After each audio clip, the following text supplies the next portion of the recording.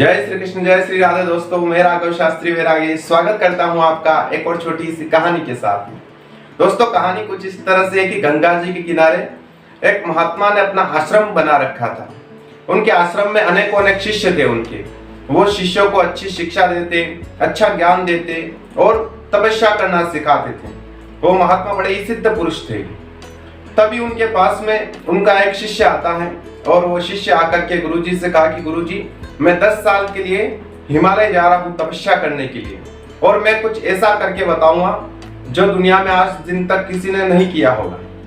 गुरुजी ने कहा कि अच्छी बात है भाई, अगर जा रहे हो तो अच्छी बात है।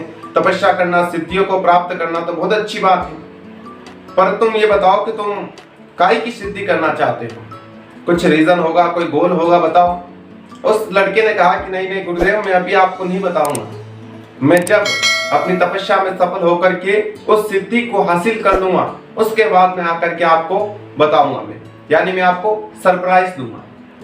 गुरुजी ने कहा कि बेटे, तुम जा रहे हो, क्या पता तुम क्या निर्णय लेकर के जा रहे हो, जिस कार्य के लिए जा रहे हो सही है या गलत है, उसका क्या पता कैसे जा रहे हो तुम। तो एक बार मुझे बताओ तो सही कि तुम काय की सिद्धि करने के लिए जा रहे हो। उसने कहा नहीं गुरुजी, कुछ भी हो जाए पर मैं आपको अभी नहीं बताऊंगा। मैं जब उस सिद्धि को हासिल कर लूंगा, उसके बाद मैं आपको बताऊंगा और दुनिया को बताऊंगा कि हाँ, मैंने ऐसा कुछ किया है जिससे दुनिया मेरे ऊपर गर्व करेगी। गुरुजी ने बार बार पूछा, शिष्य ने बताया नहीं। गुरुजी ने कहा ठीक है, अब नहीं बताना चाहते हो तो मैं क्या कर सकता हूँ, जाओ। शिष्य चला जाता है, जा करके 10 वर्ष तक तपस्या करता है हिमालय में जाकर। 10 वर्ष तक तपस्या करने के बाद में पुनः लौट करके आता है, सिद्धि को प्राप्त कर लेता है और सिद्धि को प्राप्त करके गुरुजी के पास में आता है, गुरुजी के चरणों में प्रणाम करता है, आशीर्वाद लेता है। गुरुजी ने कहा कि आओ शिष्य, मैं तुम्हारा इंतजार कर रहा था, क्या तुम अपने काम में सफल हुए? उसने कहा जी गुरुजी, मुझे सिद्धि प्राप्त हो गई। गुरुजी ने कहा कि अब तो बताओ, तुम किस कार्य की सिद्धि के लिए गए थे, ऐसा क्या किया तुमने? शिष्य ने कहा कि गुरुजी, मैंने 10 साल की तपस्या की और पानी के ऊपर मैं 2 मिनट तक चल सकता हूँ बिना किसी सहारे के।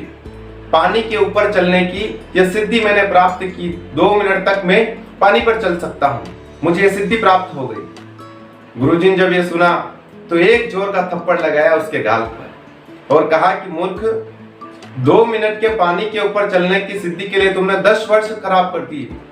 अपने 10 वर्षों का तूने सत्यानाश कर दिया है। इन 10 वर्षों में बहुत कुछ तुम कर सकता था। तुझे पता है कि आज के जमाने में पानी से सफर करने के लिए नाव का इंतजाम हो गया है, लोगों ने नाव बना दी है। फिर तुमने ऐसे कार्य के लिए अपने 10 साल क्यों बर्बाद कर दिए? 2 मिनट पानी के ऊपर चलने से तुम्हारा क्या फायदा है? 10 वर्ष तुम्हारे बर्बाद हो गए। ये छोटी सी कहानी है दोस्तों, परंतु बहुत बड़ी सीख दे करके जाती है कि हमें अपने जिंदगी में अगर कोई कार्य शुरू करें तो उसका रीजन भी हमें पता होना चाहिए। हमें यह पता होना चाहिए कि हम ये कार्य कर रहे हैं तो ये हमारे लिए लाभदायक है या नहीं है। ऐसा तो नहीं कि हमारा टाइम खराब हो रहा है इसमें या टाइम वेस्ट हो रहा है। इसलिए ये चीज जरूरी है कि अपने कार्य को करने से पहले ये जानना जरूरी है कि हमारे लिए फायदेमंद है या नुकसानदायक है। क्या अपना समय हम इस कार्य में यूं ही खराब तो नहीं कर रहे हैं? ये कहानी यही शिक्षा देती है। इसलिए आप अपने कार्य को शुरू करने से पहले अवश्य देखें कि आपके लिए ये कितना फायदेमंद है, उसके बाद ही वो कार्य करें। तो मिलते हैं ऐसी अगली कहानी के साथ में। तब तक के लिए जय श्री राधे, जय श्री कृष्ण।